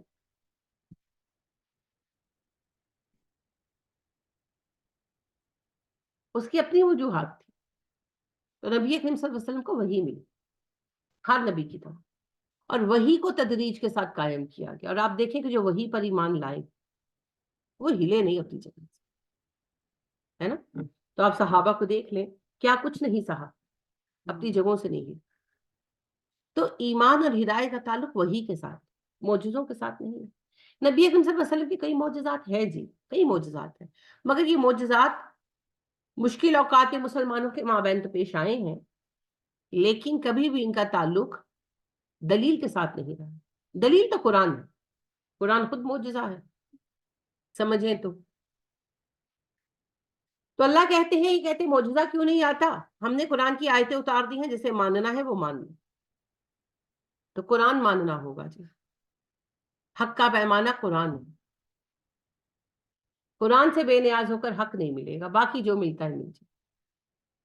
کتنی ریدہ دلیری سے ہی کہتے ہیں، جو کشف المحجوب کو پکڑ لے اسے بس کشف المحجوب کافی، جو مہر منیر کو پکڑ لے اسے کسی اور کتاب کی ضرورت نہیں.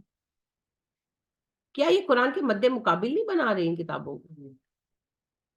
اور دلچسپ بات یہ ہے، اور میں اللہ کی جن چیزوں پر بہت شکر گزار ہوں، ویسے تو ہر چیز پر ہی اللہ کی شکر گزار ہوں، پر جن چیزوں پر میں بہت شکر ادا کرتی ہوں، وہ میرے رب نے مجھے جو ریشنل تھنکنگ دی ہے، عقل کو استعمال کرنے کا اسلوب مجھے شروع سے دیا. میں بہت چھوٹی تھی جب میں نے پہلی بار کشف المحجوب پڑھی تھی، اور کشف المحجوب کے دیباچے میں بھی یہ بات لکھی تھی کہ علماء یہ کہتے ہیں کہ جس بندے کو ہدایت چاہیے وہ بس کشف المحجوب پڑھ لے کافی. میں نے بڑے اشتیاق سے پڑھی، لیکن اچھا اس سے پہلے میں قرآن کا ترجمہ پڑھ چکی تھی اپنے شوق سے، بس مجھے شوق تھا تو ترجمے والے جتنے قرآن تھے گھر میں نے پڑھ چھوڑے تھے. اب جب میں نے پڑھنا شروع کیا کشف المحجوب کو، اور یہ میں آپ کو بات کر رہی ہوں اپنے اسکول ٹائم کی، میں 7ویں 8ویں میں ہوں گی غالباً، تو میں نے کشف المحجوب پڑھنی شروع کی تو قرآن کا تو اس میں کاف بھی نہیں ہے. اب میں اس وقت ہی پریشان کہ میں کہوں کہ قرآن میں باتیں اور ہیں، اس میں باتیں اور ہیں، یہ کہتے ہیں کہ ہدایت کے لیے یہ کافی ہے. اب اس وقت اتنی نہیں تھی میرے اندر سمجھ کہہ لیں، یا یعنی جو ایک وہ ہے نا ہمارے یہاں کے اللہ کے نیک بندوں کے خلاف تو کچھ کہنا ہی نہیں یا سوچنا ہی نہیں، تو وہ والی طاقت نہیں تھی اس وقت میرے اندر. تو میں نے یہی سوچا کہ میں نے کہا اچھا مجھے سمجھ نہیں آ رہا، میں ابھی چھوٹی ہوں، میں اتنی عقل والی نہیں ہوں، تو بات تو قرآن کی ہی ہوگی لیکن مجھے سمجھ نہیں آ رہا. لیکن یہ بہت بڑا کوسچن مارک تھا. پھر میں نے بہت ساری کتابیں، رسالہ کشاریہ، جس عمر میں بچے عمر و عیار اور طلسمی کہانیاں پڑھتے ہیں، میں نے یہ ساری جو کتابیں نا بابوں کی اس زمانے میں پڑھ چھوڑی. احیاء العلوم، رسالہ کشاریہ، سر الاسرار، یحتاج الاسرار، یہ ساری میں نے تب پڑھ چھوڑی. بابوں کی ساری کتابیں پڑھی ہیں میں نے، لہٰذا مجھے کوئی کنفیوژن نہیں. تو میں پڑھتی تھی اور میں حیران ہوتی تھی کہ قرآن کچھ اور کہتا ہے، یہ کتابیں کچھ اور کہتی ہیں. پھر میں اس بات پہ اپنے آپ کو کنکلوڈ کرتی تھی اس ایج میں کہ اچھا مجھے سمجھ نہیں. پر یہ بہانہ بھی آپ خود کو کب تک دے سکتے ہیں، ہے نا. تو پھر میں بہت اپسیٹ تھی، بہت اپسیٹ تھی. جب میں یہ اس بات کو پریشان تھی کہ ایک دین وہ ہے جو یہ لوگ پیش کرتے ہیں، ایک دین وہ ہے جو قرآن پیش کرتے ہیں، صحیح کیا ہے؟ اور کیا دونوں صحیح ہیں؟ تو پھر یہ کیسے ہو سکتا ہے؟ یعنی آپ ایک میان میں دو تلواریں نہیں نہ رکھ سکتے، آپ ایک وقت میں دائیں بائیں نہیں چل سکتے، آپ ایک وقت میں شمال جنوب نہیں جا سکتے، آپ ایک وقت میں بابوں کے دین اور قرآن کے دین کو فالو نہیں کر سکتے، ایک دوسرے کے بالکل اپوزٹ ہے، شمال جنوب والی بات۔ تو میں بہت اس وقت میں اپسٹ تھی کہ کیا صحیح ہے کیا غلط ہے۔ تو پھر اللہ نے مجھ پر یہ فضل کیا کہ مجھے حج پہ بلا لیا۔ تو میں احرام باندھتے ہوئے بھی میں یہی دعا مانگ رہی تھی کہ اللہ مجھے صحیح رستہ دے دے، مجھے ہدایت دے دے، میں بہت کنفیوز ہوں۔ تو ہم جب حرم پہنچے، ہماری یہاں سے آخری فلائٹ تھی، یعنی کہ ہم حج سے صرف 10 دن پہلے پہنچے تھے، ہماری جاتے بھی آخری فلائٹ تھی، ہماری آتے بھی آخری فلائٹ تھی۔ تو ہم لوگ حج پر گئے، تو ہم جب پہنچے تو ماشاءاللہ فل رش تھا، فل رش تھا۔ تو پہلا خطبہ جو تھا نا جمعے کا، اس میں انہوں نے موضوع یہی چنا تھا کہ یعنی کہ امت مسلمہ کے مسائل اور نوجوان۔ تو اس میں انہوں نے یہی بات، میں آپ کو صرف ایک جملے میں بتا دی ہوں، وہ تو پورا خطبہ تھا، انہوں نے اس میں یہی بات کہی کہ آج نوجوان بڑے پریشان ہیں، فرقہ واریت ہے، رنگ رنگ کی باتیں ہیں، تو مسلمان نوجوان پریشان ہے کہ حق کیا ہے، باتیں کیا ہے، تو آپ خدا کتاب اللہ اور سنت رسول پر کھڑے ہو جائیں۔ پھر انہوں نے اس کی احادیث وغیرہ کی بات کی اور آیات کی بات کی، بات یہی تھی، باقی تو ظاہر خطبہ تھا نا، اس میں انہوں نے آیات اور احادیث شامل کی، دلائل رکھی۔ تو ان کے خطبے کے ایک ایک لفظ مجھے ایسے لگ رہا تھا کہ یہ میرے لیے ہی ڈیزائن کیا گیا، کہ میں جب احرام پہننے سے میں یہی دعا مانگ رہی تھی کہ اللہ جی مجھے کلیئر کر دے۔ میں بہت اس وقت اندر سے پریشان تھی۔ وہ مجھے غالب کا شعر یاد آتا ہے، غالب کہتا ہے ایمان مجھے روکے ہے تو کھینچے ہے مجھے کفر، کعبہ میرے پیچھے ہے کلیسا میرے آگے۔ اس وقت یہی صورتحال تھی کہ ایک طرف یہ ساری باتیں تھیں اور ایک طرف قرآن مجید تھا، اور میں آپ سے سنجیدگی سے کہتی ہوں یہ مشرق و مغرب والی بات ہے، یہ شمال و جنوب والی بات ہے، آپ کو ایک چوز کرنا پڑے گا۔ اگر آپ کہیں نا ہم دونوں کو لے کر چلے، نہیں ہو سکتا، آپ سائڈ ڈاؤن کا فرق ہے۔ تو میرا ذہن وہاں اللہ نے کلیئر کیا۔ قرآن تو میں پہلے پڑھ چکی تھی، لیکن میں کنفیوز یہ تھی کہ اگر میں قرآن کی تصدیق کرتی ہوں تو باباز کا انکار ہوتا ہے نا، وہ بابے جن کی قبروں پر جا کر دعا مانگنے سے حاجت پوری ہونے کا ہمیں بتایا گیا ہے سنیوں کو، اور اگر بابوں کا انکار کرتے ہیں تو پھر اللہ نہ ناراض ہو جائے، کیونکہ وہ شروع سے ڈرایا گیا ہے۔ یعنی کہ قرآن کی ایک کیا انکار، ایک کی تصدیق ہے، اور کوئی رستہ نہیں ہے نا۔ تو وہاں پھر میرے ذہن پر یہ بات کلیئر ہوئی کہ ہر حال میں حق کے ساتھ کھڑا ہونا ہے تو قرآن و سنت کے ساتھ کھڑا ہونا ہے، یہ تو مین اصول ہے نا۔ پھر اس کے بعد جو بات آپ کے سامنے قرآن کے اگینسٹ ہے، چھلنی پکڑ لیں، آپ کا قرآن آپ کی چھلنی ہے، جو باتیں قرآن و حدیث کے اگینسٹ آپ کے سامنے آتی جائیں انہیں چھان کے نکالتے جائیں، پیچھے آپ کے پاس پیور دین بچے۔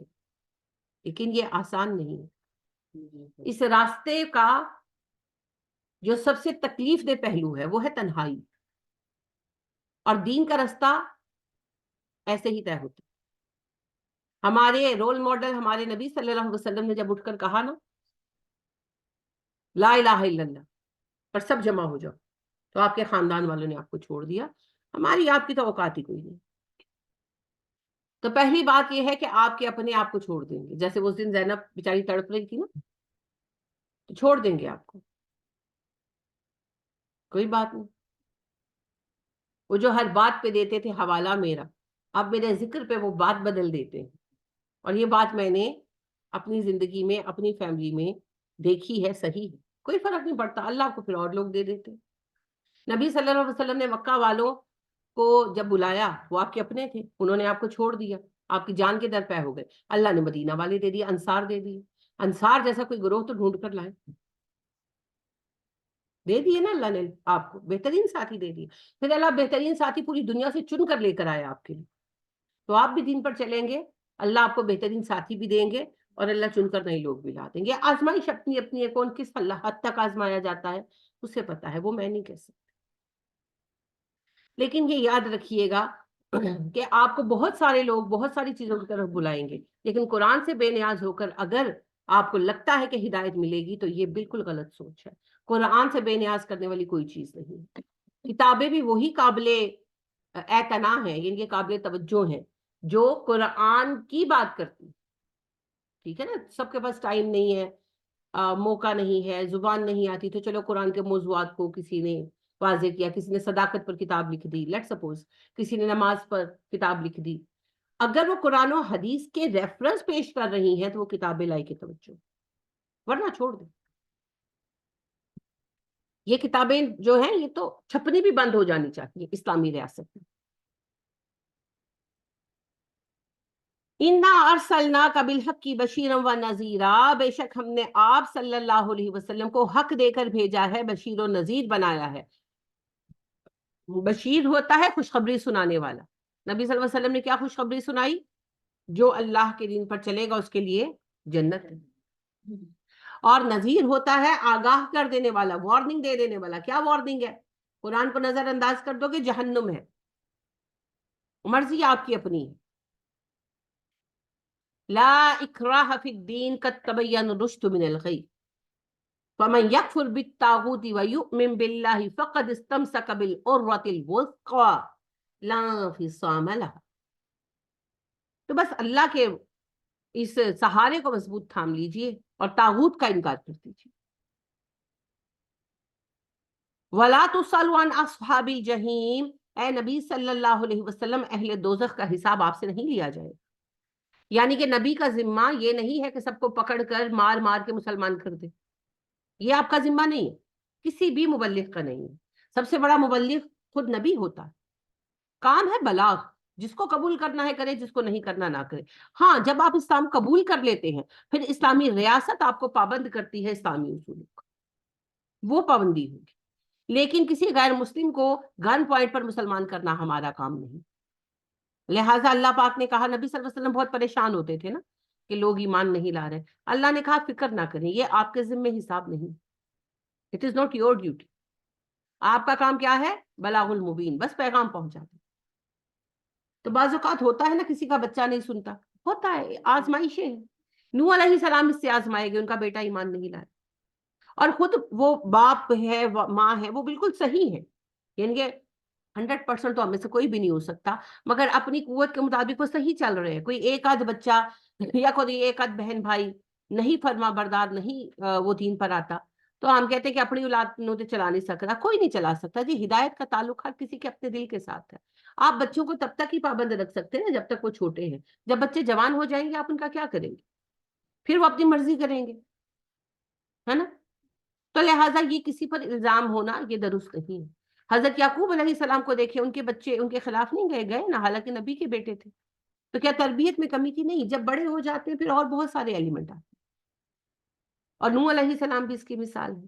تو لہٰذا بات یہ ہے کہ ہمارا کام بلاغ ہے. بچوں کی ہم تربیت کی بھی پابند ہیں، مگر جب بچے جوان ہو جاتے ہیں پھر اپنی مرضی کے مالک ہو جاتے ہیں نا. پھر کوئی ماں باپ کی سنتا ہے، کوئی نہیں سنتا. آج کل تو خاص طور پر کون سنتا ہے؟ نارمل باتوں میں نہیں سنتے. دین تو بڑی اہم اور بڑی بات ہے.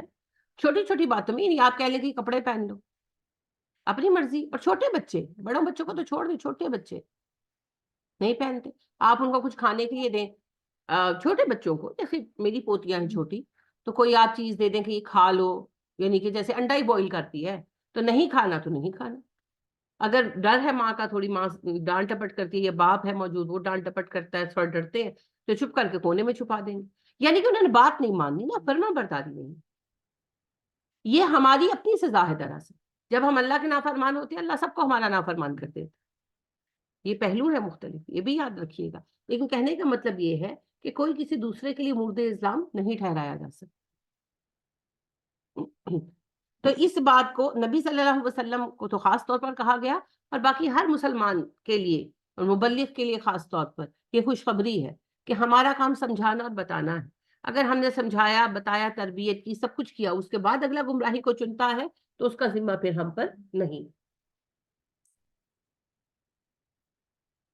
ولن ہرگز نہیں ترد اور راضی ہوں گے ان کا آپ سے الیہود یہود ولن نصارا، نہ ہی عیسائی. اے نبی صلی اللہ علیہ وسلم، یہودی اور عیسائی آپ سے راضی نہیں ہوں گے، حتی تتبعوا ملتہم، جب تک آپ ان کے دین کی پیروی نہ کریں. یعنی کہ آپ کو نبی نہیں مانیں گے, آپ کی تصدیق نہیں کریں گے جب تک آپ اسلام کو یہودیت یا عیسائیت میں نہ بدلیں. تو آج یہی تو ہو رہا ہے. دیکھیے ابھی میں نے آپ سے کہا عبادت اور عبدیت دو الگ الگ چیزیں ہیں.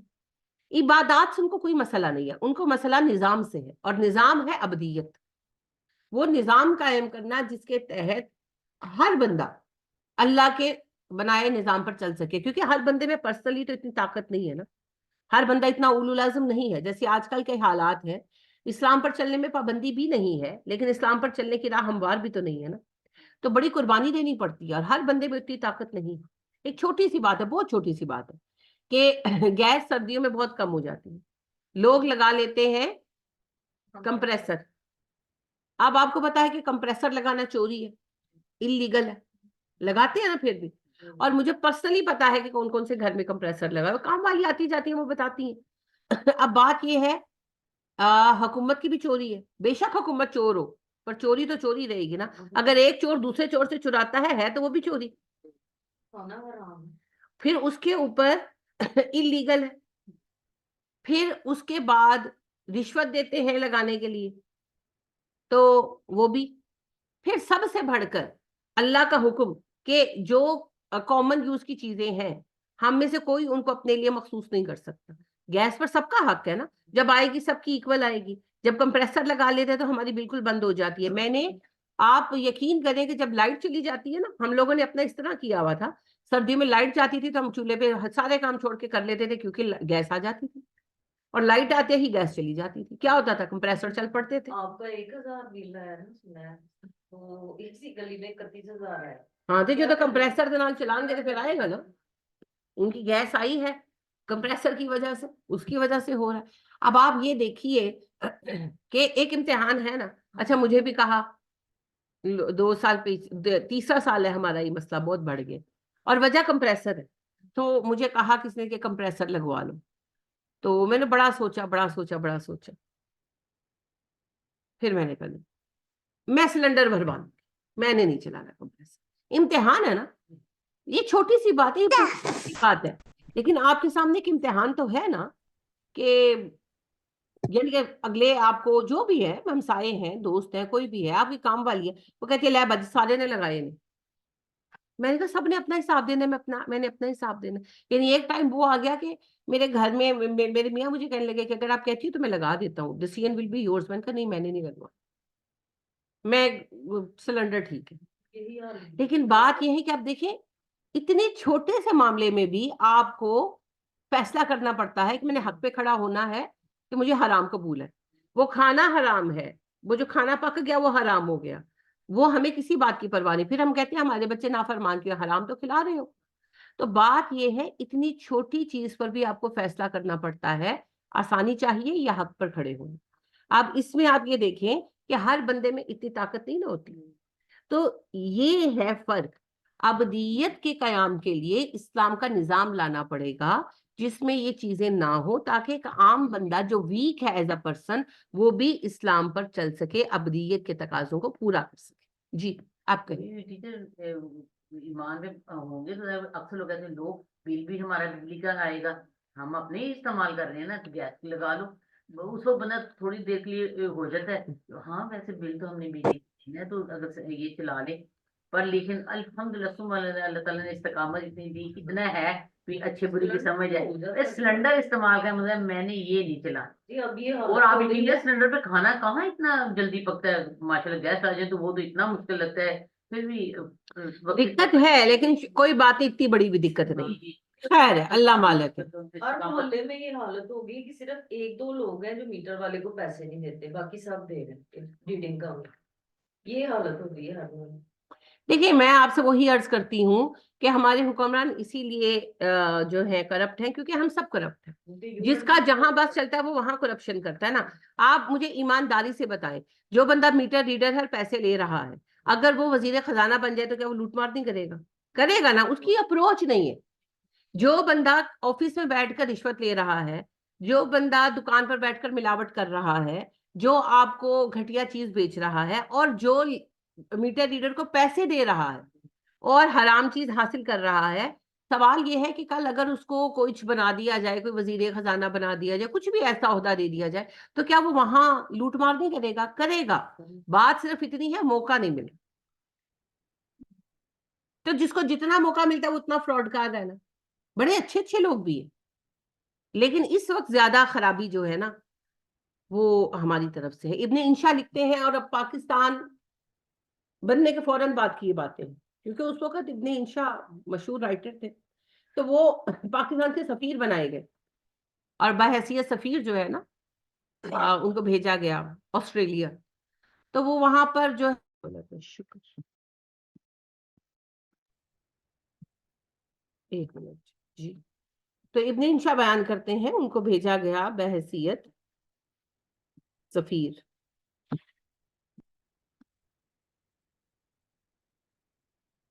آسٹریلیا, آسٹریلیا نہیں, سوری, جاپان. تو ان کے ساتھ ایک بندہ نتھی کیا گیا, جاپان بھیجا گیا, اور ان کے ساتھ ایک بندہ نتھی کیا گیا جو اردو بول سکتا تھا, یعنی کہ جو ان کے ساتھ کمیونیکیٹ کر سکتا تھا. تو وہ اس نے جو بھی دورے کے اندر جہاں جہاں انہوں نے جانا تھا تو دورے کے اندر وہ لے کر گیا. تو کہتے ہیں کہ وہاں وہ کہتے ہیں میں نے نا آٹومیٹک بس دیکھی, یعنی کہ جاپان میں 1949 کی وہ بات کر رہے ہیں کہ وہاں پر میں گیا پاکستان کے سفیر کی حیثیت سے.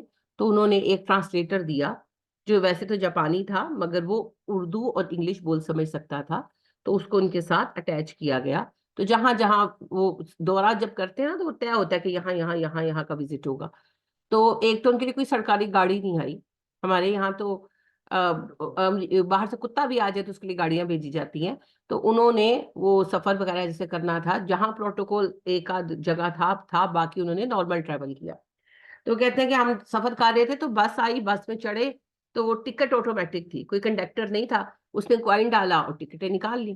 تو کہتے ہیں میں نے اس سے پوچھا کہ آپ کے یہاں ایسا نہیں ہوتا کہ لوگ ٹکٹ کے بغیر سفر کریں؟ تو کہتے ہیں وہ حیران ہو گیا, کہنے لگا یہ تم کیسی بات کر رہے ہو, ٹکٹ کے بغیر کوئی سفر کیوں کرے گا؟